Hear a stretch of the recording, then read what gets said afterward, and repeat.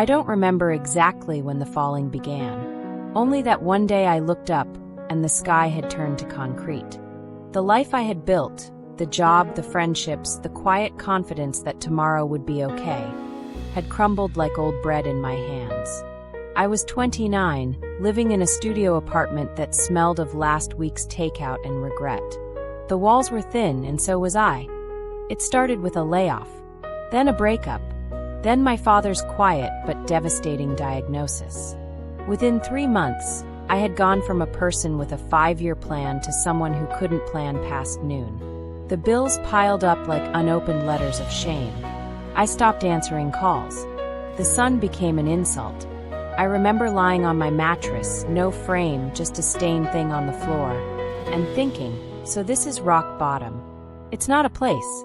It's a feeling. And it smells like dust. I spent days watching the cracks in the ceiling. Sometimes I cried. Mostly I didn't. There's a numbness worse than pain, a hollow where your heart used to argue with hope. That was my address for 6 months. And then, on a Tuesday I had no reason to remember, I saw 11:11. It wasn't dramatic. No angel appeared. No choir sang. I was microwaving ramen at 11:11 p.m., and my phone's clock blinked those 4 ones at me.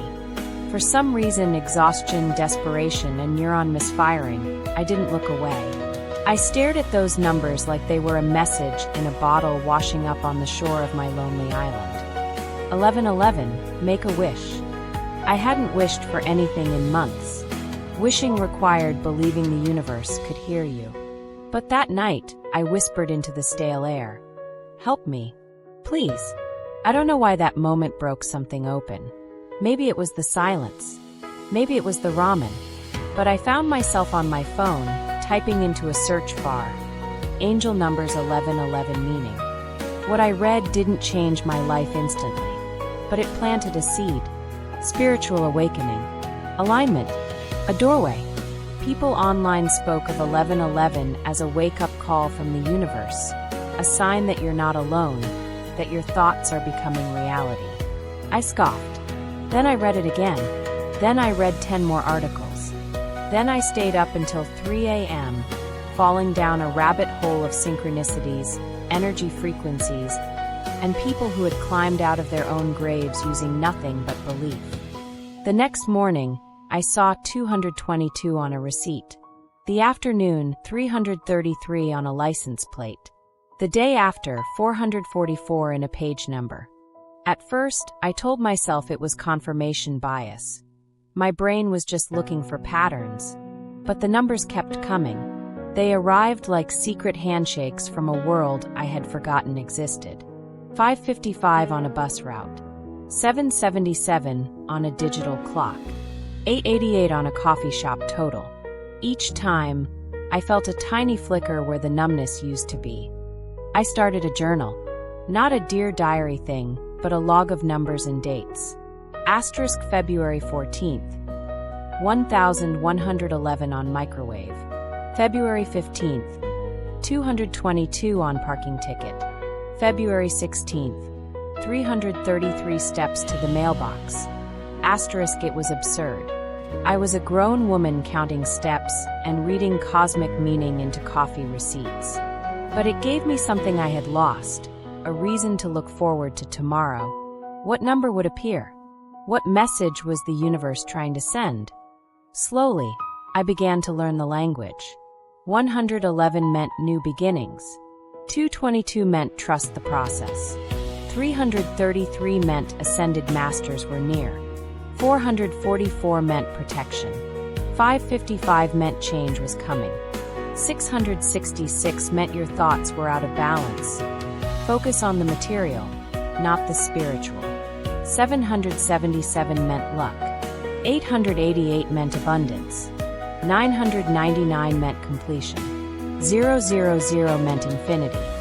But the numbers weren't magic. They were mirrors. The real shift happened when I stopped asking what do the numbers mean, and started asking what do I need. The numbers became a practice, not a prophecy. Every time I saw 111, I asked myself, what am I manifesting right now? Every time I saw 444, I breathed, I am protected.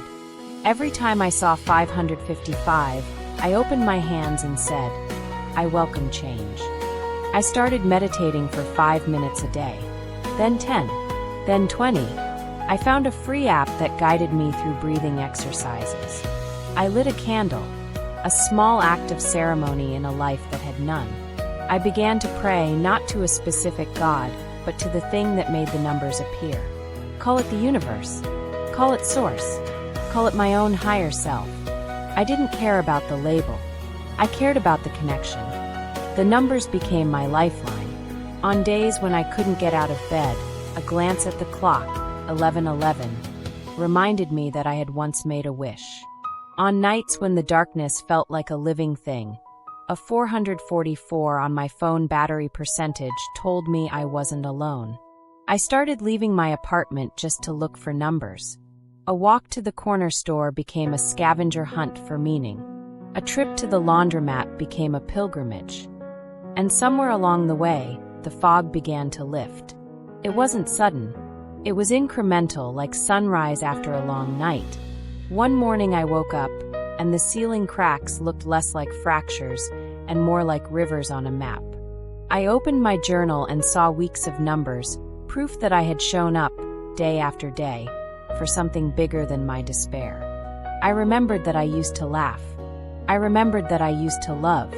I remembered that I used to believe, not in angels or numbers, but in the simple, radical idea that tomorrow could be different. I got a part-time job at a bookstore. The first week, a customer paid with exact change, $11.11. I almost cried at the register. I didn't, but I wanted to. I started therapy. I started yoga. I started calling my father every Sunday, not because I had to, but because I wanted to hear his voice. The diagnosis hadn't changed, but I had. I was no longer a person waiting to be saved.